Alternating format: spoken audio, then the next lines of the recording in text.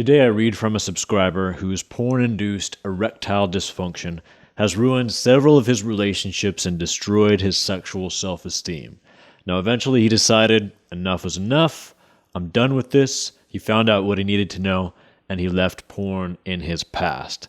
But now as he's on the road to recovery, looking forward to having sex in the future, he's worried about not being good at sex when he gets to that point and finds a partner.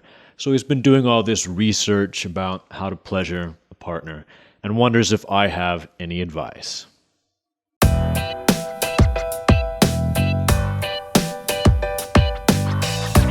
Welcome back to the channel, everyone. Noah Church here. You know what this channel is about. I don't have to say it. You heard the intro. Anyway, I've got a couple of things to address before we jump into today's subscriber letter. First, this Saturday, 2 days from now, Saturday, September 28th. Just checked it. Yes, Saturday 28th at 10 a.m. Pacific Standard Time. I'll be doing a live stream Q&A, hour long, right here on this channel. Come join me if you've wanted to talk to me, if you've wanted to propose a topic or ask any questions. Come on Saturday. I'll be here for an hour. And secondly, I wanted to talk about a comment that I got on the channel. The comment goes, "You're looking better and better, Noah. Do you follow some kind of diet or do you have a skincare routine?"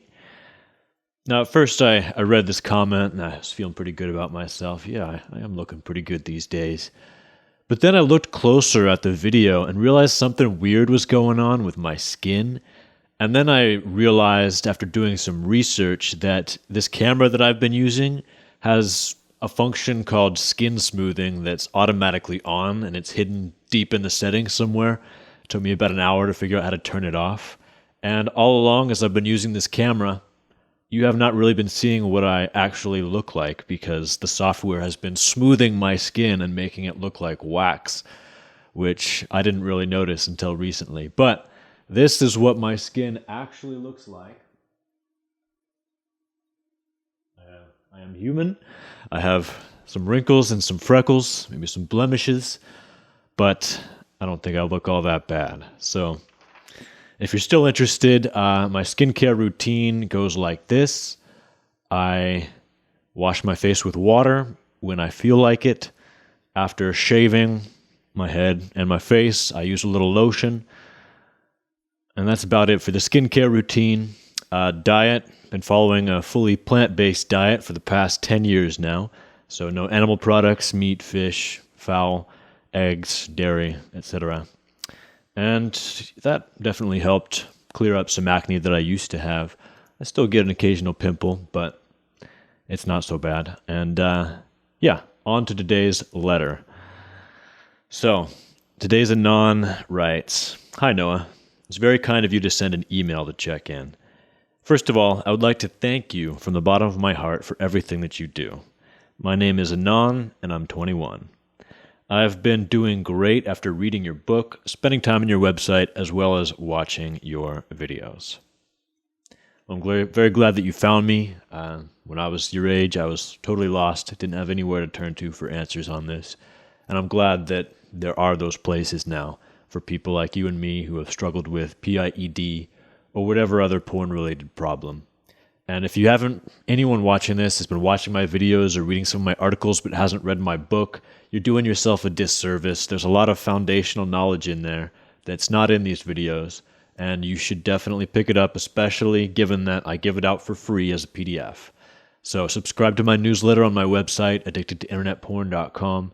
Get the book, read it, and in the newsletter you'll get some more valuable information and updates when I post new content. Since I quit porn, I've only relapsed once, but it was masturbation without porn. It was not a negative experience. I learned a lot about my triggers, and this has helped me to stay on track. So relapse, that word is often misunderstood. People often conflate porn-free masturbation with the use of pornography, and when they start to think one is just as bad as the other, then when they feel the urge to masturbate and they want to give in, then they reason, might as well do it in the way that's as pleasurable as possible, ended up using pornography. But for many people like yourself, porn-free masturbation can be a healthful part of this recovery process. I talk more about what counts as a relapse in my video that's titled That, I think. I'll link it down in the description below. And check that out if you're wondering, is this a relapse? I don't answer those questions anymore in the comments just because I get so many questions of, I tripped and fell on a porn magazine. Does that count as a relapse? So many questions like that you can just watch the video and figure it out for yourself, because we all have to determine for ourselves what is sexual integrity for me and what counts as maybe a slip and goes against what I actually want to do, and what is a full-blown relapse, going fully back to the behavior that I've promised myself to stop. With my new porn-free life, I have started to work out and take better care of my body. I now practice mindfulness meditation regularly. I am more social and outgoing, and I feel less anxious. I am more focused on my goals, more confident and driven, and I have a much more positive outlook on life. PIED has ruined my last 2 relationships with girls that I loved very much. It was so painful and shameful to lose them because of my porn use.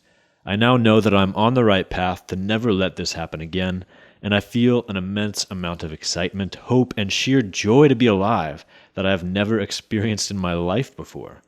My no-fap journey has been the catalyst for me to start putting in the work towards becoming the man I've always dreamed of being. That's beautiful, my friend.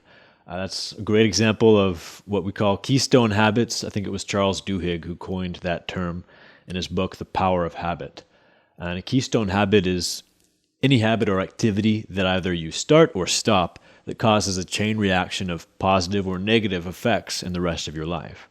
And a keystone habit, a common one, is just making your bed in the morning. If you don't do this already, I advise you start. It's a great way to just start your day off with a note of productivity and organization, taking control, doing something that makes you feel like, I've accomplished a little thing. It's just a little step towards accomplishment and productivity. And that choice, that simple choice to make your bed, spend a minute doing it when you get up, can echo throughout the rest of your day and affect all your other decisions, can help you start building other productive habits. You think, I made my bed this morning, I can do anything. Maybe not that much, but it starts to have a cascade effect in your life. Other habits can be negative keystone habits. You start using pornography more and more after a relationship ends, for example. You start to lose interest in other things. You start to wake up in the morning and use pornography first thing instead of your old habit, which was making your bed after you jump out of bed at the alarm clock. And it starts a cascade of negative reactions. You can also remove a negative keystone habit like that, like using pornography, and it can start a positive cascade in your life, as it has for this gentleman. So I hope you take heart in that. If you find the right keystone habits, they can start making growth and self-betterment a lot easier for you. Also, I've been spending quite a bit of money on information about the female body, how to please a woman, how to last longer, how to be a better lover, etc. I bought a course on squirting. I'm reading a book, A Guide to Cunnilingus, as well as a male performance anxiety treatment course by sex therapist Vanessa Marin, which is actually what led me to research the effects of porn, as at first I thought my problems were mostly due to anxiety. I'm sure that I will learn a hell of a lot from all of these resources, and I already have, but I know that becoming better in bed with women will be a never-ending journey of discovery for the rest of my life, which is very exciting. I wanted to ask you, do you have any recommended books, courses, or resources to learn about becoming better in bed? I want to learn everything that I can. Thanks again, Anon. So I'm just going to read my response that I wrote to him, and I'll give some more commentary later. Hey Anon, always glad to hear a story like yours. Congratulations on all the progress you have made. I'm sure that you'll have many joyous moments of intimate and sexual connection in your future. I won't recommend any texts on how to have good sex. It sounds like you've got plenty of material already. I'll just say that great sex is about emotion, much more so than physical technique. Don't get so caught up in book learning and touching her the way you're supposed to that you lose your presence of mind and your own personality and creativity. Also, women are individuals. You might do things one way with one woman and she'll absolutely love it. but if you do the exact same things with another woman, it could go all wrong and not pleasure her at all. Get to know the individual and foster good communication between you about what you both enjoy, fantasize about, appreciate, etc. He says, Noah, I'm glad I decided to reply to your last email. I think I really needed to hear all that. Thanks for the perspective. It's very valuable to me. And then 2 months later, I get another message from Anon. Hi, Noah. I just wanted to thank you once more before moving on from this chapter in my life and never looking back. I can confidently say that my PIED is gone. I've just recently met a woman and developed a really great connection with her. We've been having successful, passionate, amazing sex, and I'm enjoying the experience of sex more than I ever thought was possible or attainable for me. I have kept your advice in mind, and I believe that it has really helped me to have some great experiences with this woman. Thank you so much for your book, your YouTube channel, and for replying to emails such as these. You've helped me live a better life, and for that I am grateful. Thank you.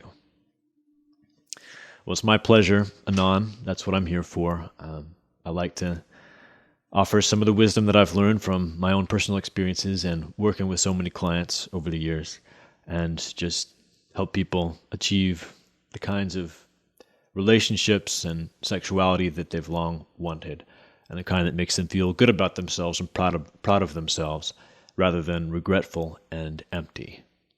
And many people get too fixated on book learning how to be good in bed, especially people who are not very sexually experienced, who want their first experiences with their future partner to be good ones. And that's a totally reasonable thing to think. I mean, you approach pretty much any other activity and you're going to benefit from learning a lot about the mechanics before you jump into it. But some things you just have to learn by doing, and you can't get so caught up in specific techniques that you forget just to be present in the moment and embrace enjoying that moment. You know, you can read as much as you want about dribbling a basketball, but I bet I could teach someone to dribble a basketball way faster than you could read a book about it and then teach yourself. And or you could probably just learn it faster just by trying it and practicing on your own than reading a book about it. Now, it's not to say that those texts are useless or those guides are useless, but that shouldn't form the basis of how you approach sex and sexuality, especially not in the beginning when you're just learning how to be sexual and intimate with another person. Those moments should just be about mutual enjoyment. It should be about communication, ask each other what you like, what you enjoy. Follow your impulses. Do things because you want to, because you enjoy them. Kiss her when and how you want to, because you want to, not because a book told you to.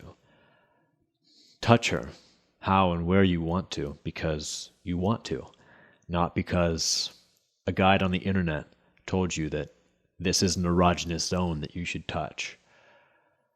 Our brains are the biggest sexual organs that we have, the most powerful sexual organs that we have.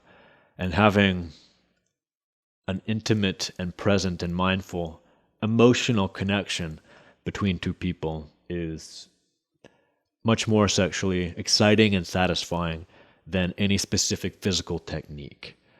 And if you are enjoying sex, you find a partner and you're exploring each other, you're getting comfortable with each other, and then you want to branch out and learn more about the human body and how to bring each other pleasure and joy, then yeah, go ahead and read the books, take the courses, but don't get too caught up in those things while you're recovering, looking forward to enjoying sex for the first time in your life.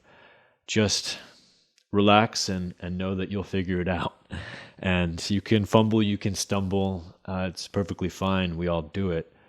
What's important is to approach it with an attitude of having fun, enjoying each other, enjoying yourselves, and fostering good communication and not shaming yourself or shaming each other. And just explore, play, have fun. There's no right way to have sex or have intimacy. And as long as you're not doing anything illegal, both parties are enthusiastically consenting, and you're being reasonably safe, there's no wrong way to have sex or intimacy either. So I hope this helps you, my friend, and Hope it helps anyone else out there who's kind of caught in this anxiety loop about how can I make sure that my partner enjoys themselves when we first start having sex. So this person, I actually asked him if he could write me up a longer form story about his recovery. So next time I'm going to come back with more from this same gentleman. I'm going to go in depth into his recovery story, see what we can learn from his experiences since he is now recovered from PIED and is enjoying great sex. Now I dropped my paper. I'm going to pick it up and see if there's anything else I wanted to tell you. And if you're looking for personal guidance, you can find me addictedtointernetporn.com. Work with me over the phone, over video calls, or over email. If you're trying to go this on your own, know that you're going to have a much, much more difficult time than walking this path with some guidance. I'm not saying it has to be me, that I'm the only one out there, but you should not be trying to do this all alone. There's more and more help out there now. You should be taking advantage. Remember, 2 days from now, Saturday, September 28th, 10 a.m.